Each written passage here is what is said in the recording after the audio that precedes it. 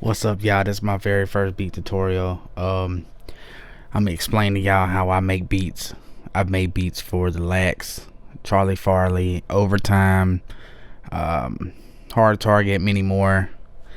I've been doing this probably 12 years, and I'm gonna go ahead and tell you right now there's several different ways of doing it. This is just my way of doing it. So basically, I'm gonna start. I already have the beat pre-built. I'm gonna get right to it. I play my own instrument, so I play my own guitar, but you don't have to be able to play that. You use samples, you have somebody play it for you, things like that. So we're gonna get right into it. So basically, I'm gonna start with the guitar. I'll take the effects off of it. Let's see where it's at. All right, so basically that. Alright, and I got it panned out. I'm not going to change the pans, but I'll show you how I got it panned. Matter of fact, I'll go ahead and do it. I'll remix the whole thing. Alright, so basically I start with my guitar, start with my tempo.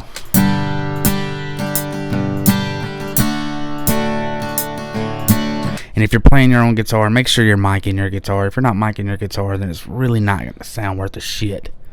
Basically, when I do my mix, I use Virtual Mix Rack. You can use any kind of mixing for guitars. I use Virtual Mix Rack. I have my own presets, stuff like that. I don't get into that. I'm just going to get into how I make a country rap beat or hick hop beat, whatever you want to call it. So after I add the mix into it, you hear it really don't change it a whole lot, but I'm going to pan it a little bit because I got this other guitar under it. So once I add the other guitar, which is basically just strums, and so it's also has the same mix on it. I don't have to take it off. I will take the pan off of it. Just got a simple strums to bring it to life. When we pan it, and when we add the two together, you get a really nice crisp sound.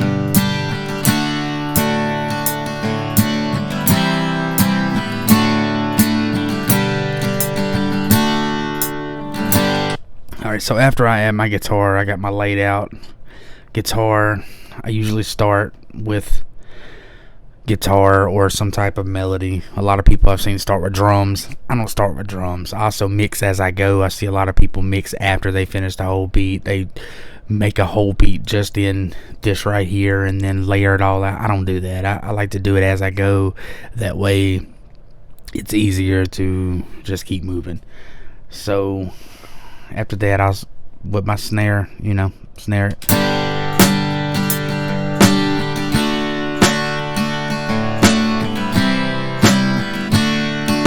Basically, my snare, I didn't even add, as a matter of fact, I didn't even mix the snare in this. Usually I add reverb. I like reverb on there.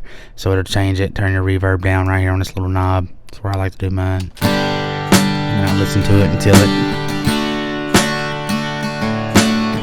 So it's got a nice wide sound, like about right there. Alright, and then after my snare, I'll go on my kick.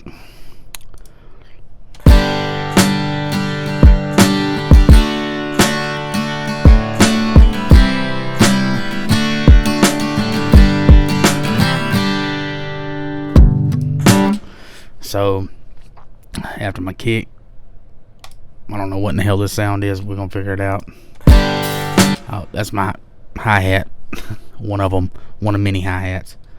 So I go in with my hi-hat, which I got all this tracked out. So I got this on 10, and if I have this hi-hat, that means I have a crash hi-hat as well, which is going to be this one right here. I take both of those, put them on separate channels, which is this right here, and then I pan this one out, give it a good pan effect. Panning is your best friend, so everything is not all the way up the middle, and it's not all in your face, and it's not all muddy. So then I add a small crash. Crash helps blend transitions.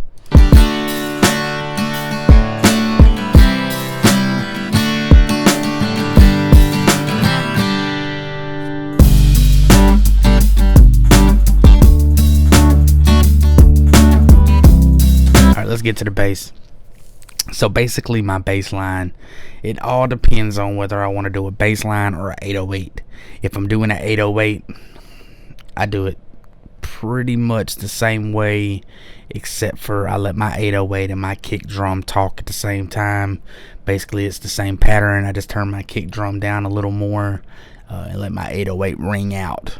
But I use the same pretty much effects on the bass line. Basically, the hook is a little different than the verses, so I use the same bass for the verses and the hook, but I just chop it a little bit. So on how I mix my bass, so like mixing bass is kind of like mixing vocals almost. It has to sit at a certain spot, and a lot of people will tell you like it needs to be a certain dB, or all your beats need to be a certain dB, and they do. They all need to be at a certain spot, but you got to go what feels right to you, what makes sense. So I wouldn't, if my bass is sitting at -9 or -6 or -16 or whatever it may sit at, I wouldn't sit it there if my snare doesn't sit right with it at the same time. So I'm gonna make it go where it needs to go. So let's just go with just bass right here. And if you're wearing headphones, you might be able to hear it. If you're not, then you're not gonna be able to hear it. And I like a good slide bass. What bass did I use? It's a Nexus bass.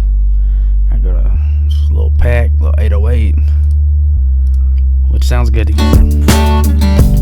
Play some more guitar right here.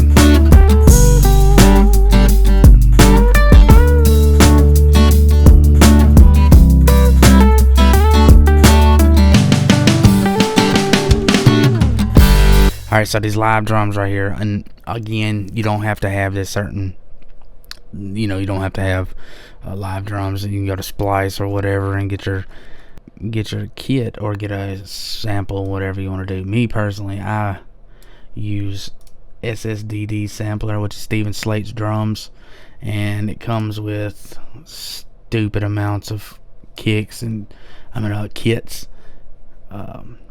things like that. And if you have Slate drums, then pretty much, I'm not going to get into Slate right now because they have whatever you want. But mixing Slate, I can do a tutorial on mixing Slate drums if you need that as well. But for now, we'll just stick with just making this country rap beat. So get your breakdown, your chorus.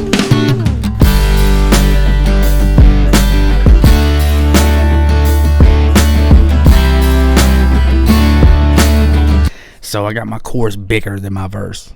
When it comes to a country song in general, your chorus is always want to be bigger than your verses 90% of the time.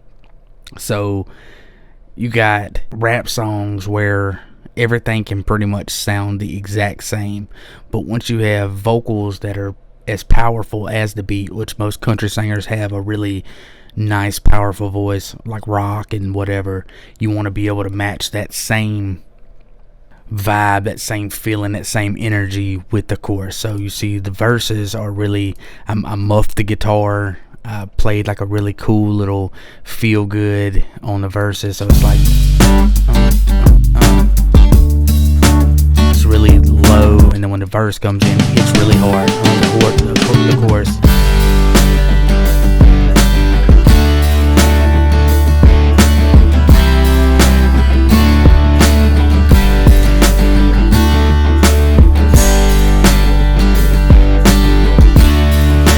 Yes, it feels good.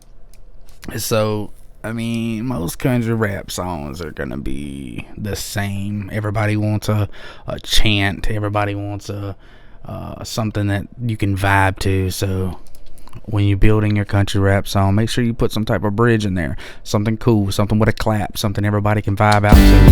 So after your hook at the end somewhere, make sure they feeling it. So, picture yourself around a bonfire.